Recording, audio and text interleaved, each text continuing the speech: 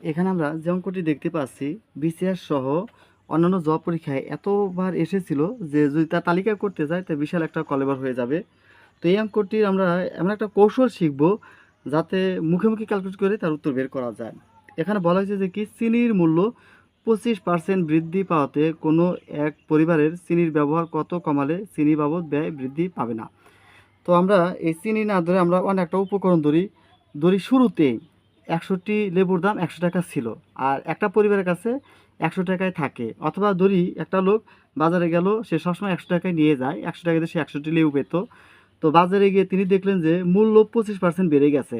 আগে যখন ১০০ টাকা ১০০টা লেবু পাওয়া যেত, এখন 25% বেড়ে গেছে, মানে ১০০ টাকা থেকে ১২৫ টাকা হয়ে গেছে, কিন্তু জিনিসের দাম ওই জিনিস সংখ্যা কিন্তু একই ১০০টি। তা আমরা এভাবে লিখবো যে কি ১০০টি লেবুর মূল্য বা ১০০টি জিনিসের মূল্য ১২৫ টাকা, অর্থাৎ মূল্য 25% বেড়ে গেছে। তে এখন বলা হয়েছে লোকটার কাছে তো ১০০ টাকা, সে ১০০ টাকা নিয়ে বাজারে গেছে।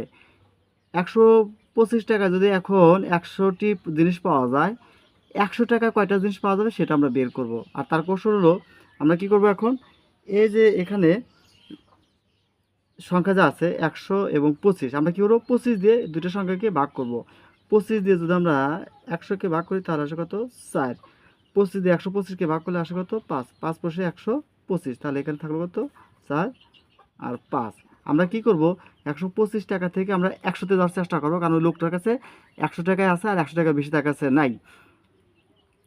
এখন এই ৫কে যদি আমরা ১০০ বানাতে চাই তাহলে আমরা কি করতে হবে ৫ বিশে ১০০, ৫ বিশে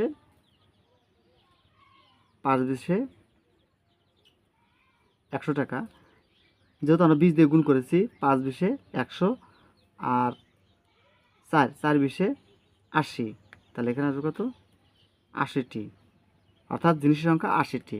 এই লোকটা এখন ১০০ টাকা দিয়ে তাকে ৮০টি লেবু কিনতে হবে।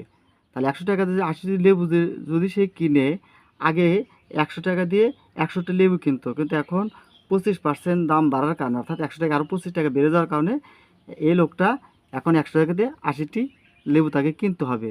তার মানে আগে যেখানে ১০০টা লেবু ব্যবহার করতো, এখন সেখানে ৮০টি ব্যবহার তাকে করতে হবে।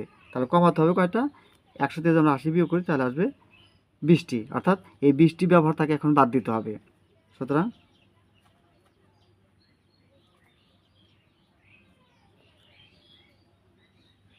কমাতে হবে, তার মানে কতটা জিনিসের ব্যবহার কমাতে হবে, ১০০